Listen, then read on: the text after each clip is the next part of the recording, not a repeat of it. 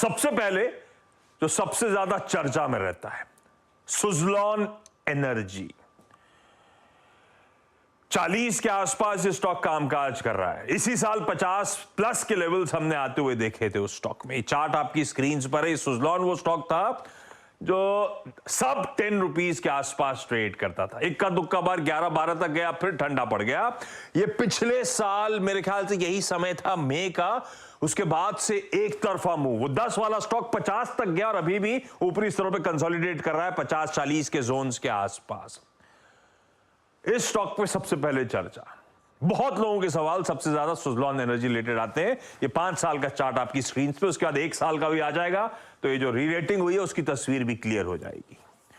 दोनों के पास दरअसल इस स्टॉक पे आऊंगा मैं, दोनों से समझने की कोशिश करूंगा। ये वो कंपनी है वैसे जो भारत की विंड एनर्जी या विंड टर्बाइन मार्केट का मेरे ख्याल से 1/3 मार्केट इसके पास है, और जिस तरह के एग्रेसिव केपेक्स वगैरह करने की तैयारी, एक डोमिनेंट पोजीशन होगी इस बाजार में। पर क्या वाकई एक्सपर्ट्स का भरोसा बना हुआ है?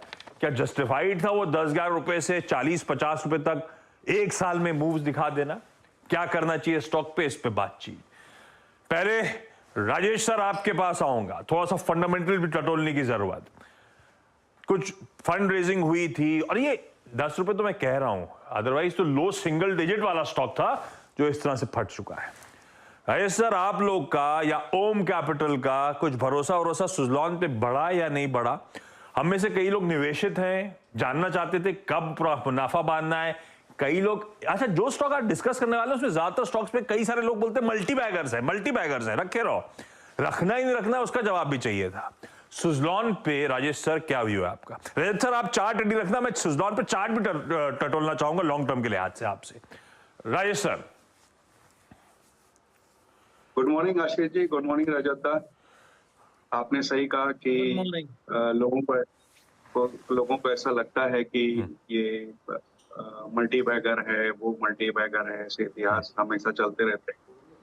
बट मेरा ये अनुभव रहा है कि मल्टी बैगर ऐसे दिखते नहीं है। आपको लगता है कि कंपनी स्ट्रांग है, आगे अच्छा परफॉर्म करेगी, बट आपको तिमाही दर तिमाही नतीजे, कंपनी की प्रोग्रेस, कंपनी के अनाउंसमेंट्स, कई चीजें देखती रहनी पड़ती हैं, उसको फॉलो रखते रहना पड़ता है, उसके बाद ही जाके मल्टी बैगर होता है। शुरुआत में ही ऐसा नहीं लगता कि 1 का 100 हो जाएगा। वो सिर्फ बाजार में स्पेक्युलेटिव बातें होती है। फंडामेंटली आपको हर क्वार्टर्स के नतीजे और बाकी चीजों पर ध्यान रखना पड़ता है।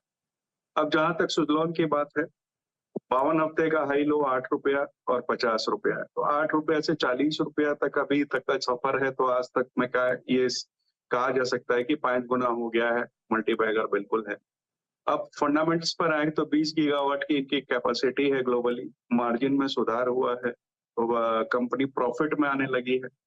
मई 23 में जो डेट इनका 1938 करोड़ के आसपास खड़ा था, वहां इन्होंने QIP करी 2000 करोड़ की, तो शायद इस बार की बैलेंस शीट में डेट और भी कम या नहीं नेग्लिजिबल होता हुआ नजर आएगा।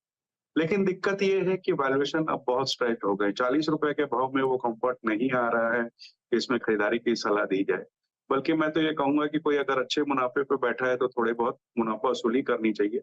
क्यों कि एक तो अगर कोई भी गवर्नमेंट पॉलिसीज एडवर्स आती है, जो कि इस वक्त ऐसा लगता नहीं है क्योंकि गवर्नमेंट का फोकस रिन्यूएबल एनर्जी पे है, लेकिन कुछ भी ऐसा आता है तो दिक्कत हो सकती है। दूसरी, विंड टर्बाइन जनरेटर की अपटेक जो है वो कम हो जाए, या तीसरे सबसे बड़ी बात है कि इस धंधे में कंपटीशन बहुत हाई है, तो उस वजह से मुझे इस 40 रुपए में उतना कंफर्ट आता नहीं है।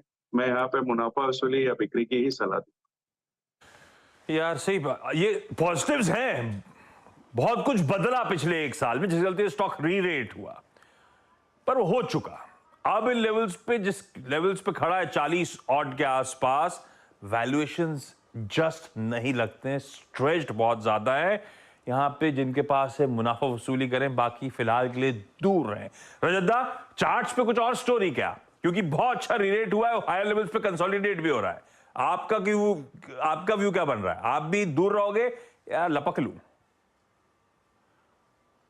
देखिए, मैं राजेश जी के संग पूरी तरह सहमत हूं, इसलिए कि करीब 1 साल पहले ये जून का 2023 का जून का फर्स्ट वीक में ये ऊपर मारा था और 14 का लेवल पार किया था। उस टाइम पे इसमें रिकॉर्ड वॉल्यूम दिखाई दिया था। वो रिकॉर्ड वॉल्यूम 300 करोड़ से ऊपर उसी हफ्ता में हुआ था। इसके बाद में ये जो 50 तक पहुंचा ना, ये रेगुलर बेसिस पे वीकली वॉल्यूम्स जो है वो डाउन होते जा रहा था और गाड़ी ऊपर चल रहे थे। अभी क्या है कि ये कोई कारण से 36 के नीचे चला जाए तो इसमें एक भारी करेक्शन हो सकता है और 36 के नीचे जाने से वीकली चार्ट में क्लियर दिखाई दे रहा है एक हेड एंड शोल्डर पैटर्न बन रहा है। Irregular head and shoulder pattern है, लेकिन वो बेरिश पैटर्न है, वो नीचे जा सकता है।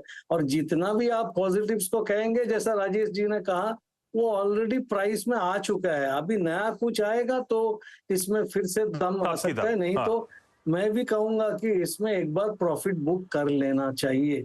यही बात है, कोई इतना स्टॉप लॉस ये सब दिखना नहीं है। कुछ आप दोनों बुक कर लो, बेहतर। बिल्कुल ठीक है।